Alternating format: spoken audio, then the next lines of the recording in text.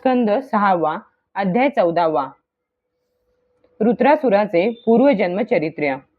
परीक्षित म्हणाला, ब्रह्मन, रुद्रासुराचा स्वभाव रजोगुणी तमोगुणी होता. तो पापीच होता. असे असता भगवान नारायणांच्या चरणी त्याची बुद्धी निश्चल कशी झाली.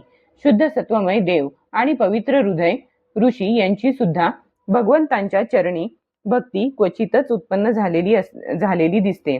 भगवान, या जगाच्या पृथ्वीवरील धुलीकणांइतकी असंख्य प्राणी आहेत. भगवान, या जगात पृथ्वीवरील धुलीकणांइतके असंख्य प्राणी आहेत. त्यांपैकी काही मनुष्यादी श्रेष्ठ जीवच आपल्या कल्याणाचा प्रयत्न करतात. हे ब्रह्मन, त्यातूनही मुक्ती इच्छिणारे विरळाच असतात. आणि अशा हजारो मोक्ष इच्छिणाऱ्यांत एखाद्यालाच मुक्ती किंवा सिद्धी प्राप्त होते. हे महामुने, अशा कोट्यवधी सिद्ध किंवा मुक्त पुरुषांमध्ये सुद्धा जो भगवंतांचाच अनन्य भक्त आहे, असा शांत चित्त महापुरुष सापडणे तर अत्यंत दुर्मिळ आहे. तर मग सर्वांना सतावणारा असल्याने जो मोठा पापी होता त्या रुद्रासुराची भयंकर युद्धाच्या वेळीही भगवान श्रीकृष्णांमध्ये इतकी दृढ भक्ती कशी उत्पन्न झाली. हे प्रभो, याविषयी आम्हाला अतिशय संदेह असून त्याचे उत्तर ऐकण्याविषयी मोठेच कुतूहल आहे. या रुद्रासुराने तर रणभूमीवर इंद्राला सुद्धा संतुष्ट केले होते. सूत म्हणाला, श्रद्धाळू परीक्षिताचा हा प्रश्न ऐकून भगवान शुकदेवांनी त्याचे अभिनंदन करीत म्हटले. श्री शुकदेव म्हणाले, राजा व्यास, नारद आणि देवल यांच्या तोंडून मी ऐकलेला हा इतिहास लक्षपूर्वक तू ऐक. हे राजा, शूरसेन देशात चक्रवर्ती चित्रकेतू नावाचा प्रसिद्ध राजा होता. त्याच्या राज्यात पृथ्वी सर्व कामना पूर्ण करीत असे. त्याला 1 कोटी राण्या होत्या आणि तो राजाही स्वतः संतानोत्पत्तीला समर्थ होता, परंतु त्याला संतती झाली नाही. चित्रकेतूला कोणत्याच गोष्टीची कमतरता नव्हती. सौंदर्य, औदार्य, तारुण्य, कुलीनता, विद्या, ऐश्वर्य, संपत्ती इत्यादी सर्व गुणांनी तो संपन्न होता. तरी सुद्धा संतती नसल्यामुळे त्याला काळजी लागून राहिली होती. त्या सार्वभौम राजाला सर्व सुंदर राण्या, सर्व पृथ्वी, सर्व प्रकारची संपत्ती सुखी करू शकत नव्हती. एके दिवशी भगवान अंगिरा ऋषी स्वच्छंदपणे निरनिराळ्या लोकांत हिंडत असता राजा चित्रकेतूच्या राजवाड्यात येऊन पोहोचले. राजाने सामोरे जाऊन अर्घ्य इत्यादींनी त्यांची विधीपूर्वक पूजा केली. आदरातिथ्य झाल्यानंतर जेव्हा ऋषी समाधानाने आसनावर बसले, तेव्हा राजा चित्रकेतू सुद्धा शांतपणे त्यांच्या जवळच बसला. महाराज, राजा अत्यंत नम्रपणे जमिनीवर बसलेला पाहून त्याच्या त्या वागण्याचा आदर करीत ते चित्रकेतूला म्हणाले. अंगिरा ऋषी म्हणाले, राजा, तू तुझ्या गुरु, मंत्री, राष्ट्र, दुर्ग, कोश, सेना आणि मित्र या अंगांसह खुशाल आहेस ना?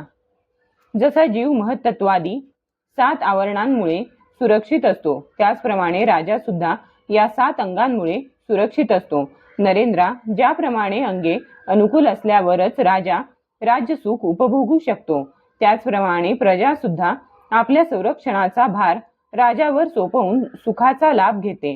राजा, राण्या, प्रजा, मंत्री, सेवक, व्यापारी, अमात्य, नागरिक, ग्रामवासी, मांडलिक, राजे आणि पुत्र तुला वश आहेत ना? ज्याचे मन आपल्या ताब्यात असते त्याला सर्वजण वश होतात. एवढेच काय, सर्व लोक आणि लोकपाल सुद्धा आळस न करता त्याला भेटी देऊन प्रसन्न करतात. परंतु मला असे दिसते की तू स्वतः संतुष्ट नाहीस. तुझी एखादी कामना अपूर्ण आहे. तुझ्या तोंडावर काळजी असल्याचे जाणवते. तुझ्या या असंतोषाचे कारण दुसरा कोणी आहे की तू स्वतःच आहेस? परीक्षिता, राजाला कोणती चिंता आहे हे माहीत असूनही ऋषींनी त्याला प्रश्न विचारले. चित्रकेतूला संतानाची इच्छा होती, म्हणून महर्षींनी विचारल्यावरून त्याने विनयाने मान लववून निवेदन केले. चित्रकेतू म्हणाला, भगवन, तपश्चर्या, ज्ञान, धारणा, ध्यान आणि समाधी यांच्यामुळे ज्या योग्यांची सगळी पापे नष्ट झालेली आहेत त्यांना प्राण्यांच्या मनातील किंवा बाहेरील कोणती गोष्ट माहीत नसते. हे ब्रह्मन आपल्याला माहीत असून सुद्धा आपण मला विचारित आहात, म्हणून मी आपल्या आज्ञेवरून माझी चिंता आपल्याला निवेदन करीत आहे. लोकपालांनी सुद्धा इच्छा करावी असे पृथ्वीचे साम्राज्य, ऐश्वर्य आणि संपत्ती सुद्धा मला संतान नसल्यामुळे आनंद देत नाहीत. जसे तहान भूक लागलेल्यांना अन्न पाण्याखेरीज इतर भोग आनंद देत नाहीत, म्हणून हे महाभाग पूर्वजांसह दुःखी असणाऱ्या मला नरकापासून वाचवा. तसेच संततीमुळे मी दुस्तर नरक तरून जाईल असे करा. श्री शुकदेव म्हणतात, चित्रकेतूने अशी प्रार्थना केली.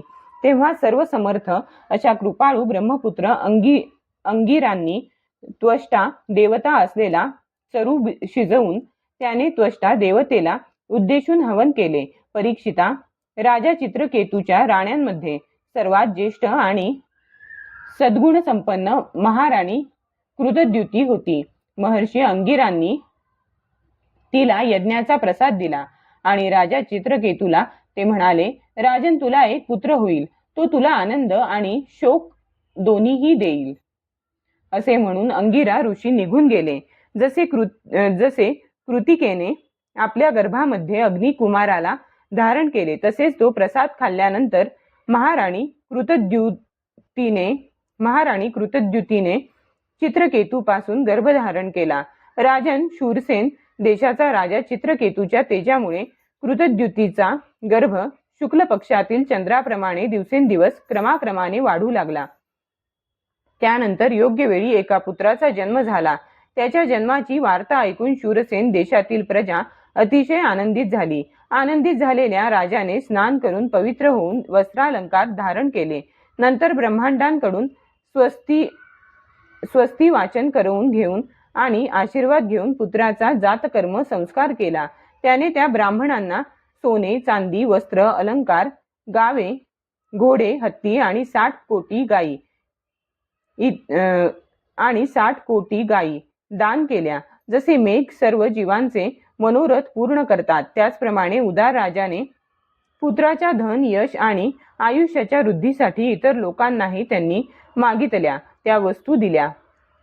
जसे कंगाल माणसाला अत्यंत श्रमाने काही धन मिळाले तर त्याच्याविषयी विशेष प्रेम वाटते, जसे मोठ्या कष्टाने प्राप्त झालेल्या त्या पुत्राविषयी चित्रकेतूला दिवसेंदिवस अधिकाधिक प्रेम वाटू लागले.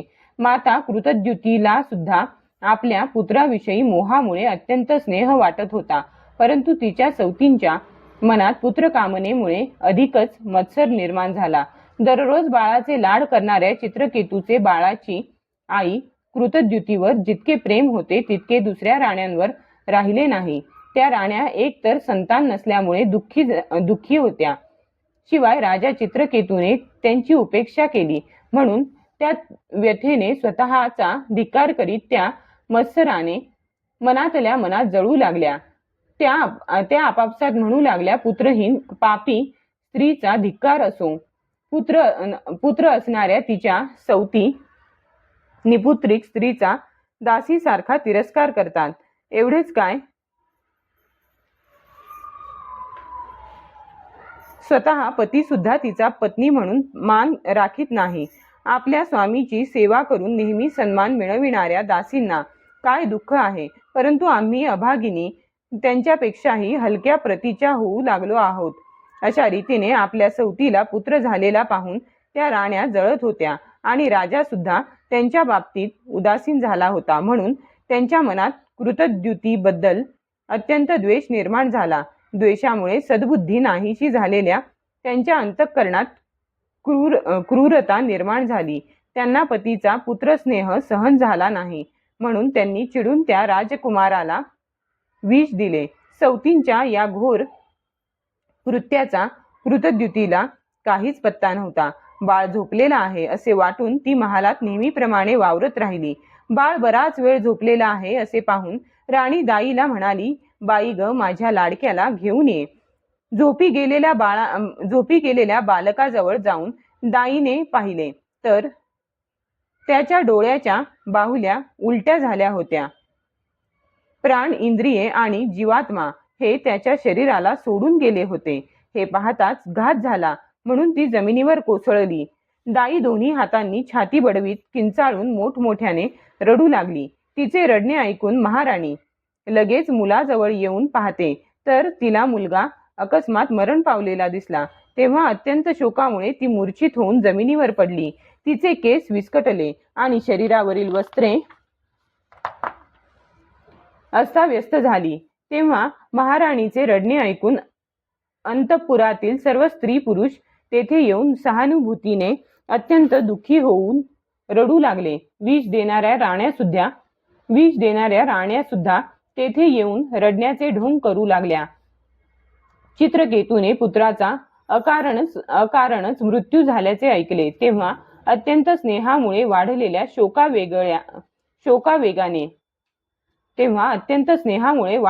शोकावेगाने त्याच्या डोळ्यांसमोर अंधारी आली. तो हळूहळू मंत्री आणि ब्राह्मणांसह रस्त्यातून धडपडत मृत बालकाजवळ आला आणि मूर्छित होऊन त्याच्या पायापाशी पडला. तो सुस्कारे टाकू लागला. त्याचे केस आणि वस्त्रे इतस्ततः विखुरली. अश्रू आवरेनासे झाल्याने त्याचा गळा दाटून आला आणि तो काही बोलू शकला नाही. आपला पती अत्यंत शोकाकुल झालेला आणि एकुलता एक मुलगा मेलेला पाहून ती निरनिराळ्या तऱ्हेने विलाप करू लागली. त्यांचे हे दुःख पाहून मंत्री आणि लोक शोकाकुल झाले. महाराणीच्या डोळ्यांतून काजळ मिश्रित अश्रू वाहत होते आणि महाराणीच्या डोळ्यांतून काजळ मिश्रित अश्रू वाहत होते. ते तिचे केशर आणि चंदन चर्चित वक्षस्थळ भिजवू लागले. तिचे केस विस्कटलेले होते. त्यात माळलेली फुले खाली पडत होती. अशा प्रकारे ती टिटवीप्रमाणे गळा काढून निरनिराळ्या प्रकारे शोक करीत होती. ती म्हणू लागली, हे विधात्या, तू खरोखरच अतिशय मूर्ख आहेस की जो आपल्या सृष्टीला प्रतिकूल असे खेळ खेळतोस. वृद्ध लोक जिवंत राहतात आणि मुले मरतात. ही मोठी आश्चर्याची गोष्ट आहे. तुझ्या स्वभावात खरोखरच अशी विसंगती असेल तर मग तू जीवांचा कायमचा शत्रू आहेस. जगात प्राण्यांच्या जीवन मरणाचा काही क्रम राहिला नाही तर ते आपल्या प्रारब्धानुसार जन्मतील आणि मरतील. तुझी सृष्टी वाढविण्यासाठी तू नातलगांमध्ये स्नेहबंधन निर्माण केले आहेस, परंतु अशा प्रकारे वागून तू आपणच केलेला नियम स्वतःच मोडीत आहेस. बाळा, तुझ्या विना मी अनाथ आणि दीन होऊन राहिले आहे. तू मला असा सोडून जाऊ नकोस.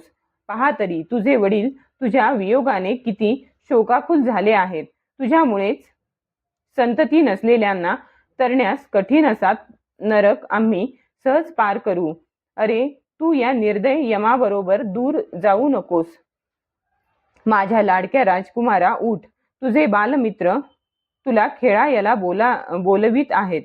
तुला झोपून पुष्कळ वेळ झाला. आता तुला भूक लागली असेल. काहीतरी खा, माझे दूध पी आणि आम्हा नातलगांचा शोक दूर कर. माझ्या लाडक्या, आज मला अभागिनीला तुझ्या मुखकमलावर ते भोळे भाबडे हास्य आणि तुझे ते आनंदाचे पाहणे दिसत नाही. आज मला तुझे ते गोड बोबडे बोलणे ऐकू येत नाही. निष्ठुर यम तुला खरोखरीच त्या परलोकात घेऊन गेला आहे काय, जेथून कोणीच परत येत नाही. श्री शुकदेव म्हणतात, आपली राणी आपल्या मृत पुत्रासाठी अशी निरनिराळ्या प्रकारे विलाप करीत आहे. हे पाहून चित्रकेतू शोकाने अत्यंत संतप्त होऊन ओक्साबोक्शी रडू लागला. राजा राणीच्या अशा विलाप करण्याने बरोबरीचे स्त्री पुरुष सुद्धा दुःखी होऊन रडू लागले. अशा प्रकारे सर्व नगरीच शोकाने निश्चित झाली. चित्रकेतू पुत्र शोकाने बेशुद्ध झाला आहे. त्याची समजूत घालणाराही कोणी नाही. असे पाहून नारदांसह अंगिरा ऋषी तेथे आले. अध्याय 14 समाप्त.